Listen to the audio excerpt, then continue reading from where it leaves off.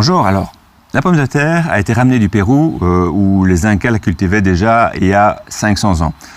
Fin du XVIIe siècle, la population française connaît la famine et un concours est organisé pour trouver des solutions pour pouvoir nourrir les Français. Et c'est Parmentier qui va gagner ce concours en proposant la pomme de terre comme solution. Alors au début, la petite histoire raconte que les Français n'en voulaient pas parce qu'elle était considérée comme toxique. Et c'est vrai que la tomate, si on la laisse en pleine lumière, elle va avoir tendance à verdir et elle va produire de la solanine qui est un poison. Et donc, savez-vous comment Parmentier a réussi à faire accepter la pomme de terre par les Français ? Eh bien, c'est avec la complicité du roi qu'il a fait entourer et garder un champ de pommes de terre par les soldats. Et aux yeux de la population, la pomme de terre était devenue quelque chose de très précieux et pendant la nuit, on venait les voler.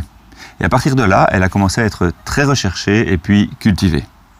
Donc si vous avez un peu d'espace disponible au jardin, si vous avez envie de commencer à produire une grosse quantité de légumes, eh bien la pomme de terre c'est un incontournable. Alors également si vous voulez gagner donc une certaine autonomie.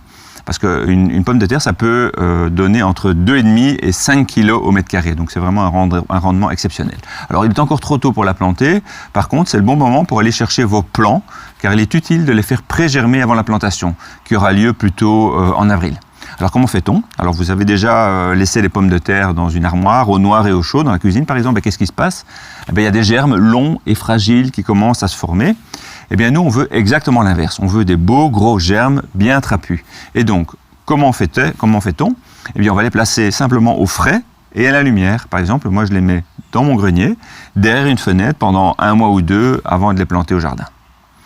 Alors, on peut choisir la pomme de terre en fonction du goût. Alors, elles peuvent être fermes, par exemple les Nicolas, ou farineuses, la fameuse binche, qu'on utilise beaucoup pour faire des purées ou bien pour faire les frites.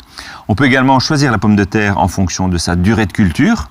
80 jours pour les plus hâtifs, comme par exemple les belles de Fontenay, et jusqu'à 140 jours pour les plus tardifs, comme la corne de Gatte. Alors, au jardin, comme je veux éviter les traitements, moi je vais en général choisir des variétés qui sont naturellement plus résistantes au mildiou, comme par exemple la Sarpomira ou la Tentation. Et oui, la pomme de terre, elle est sensible au mildiou, en plus elle est parfois grignotée par des doryphores et donc malheureusement au niveau industriel, il faut savoir que ça fait partie des légumes les plus traités jusqu'à une quinzaine de fois sur la saison, avec des herbicides, des insecticides, des fongicides, des antigerminatifs.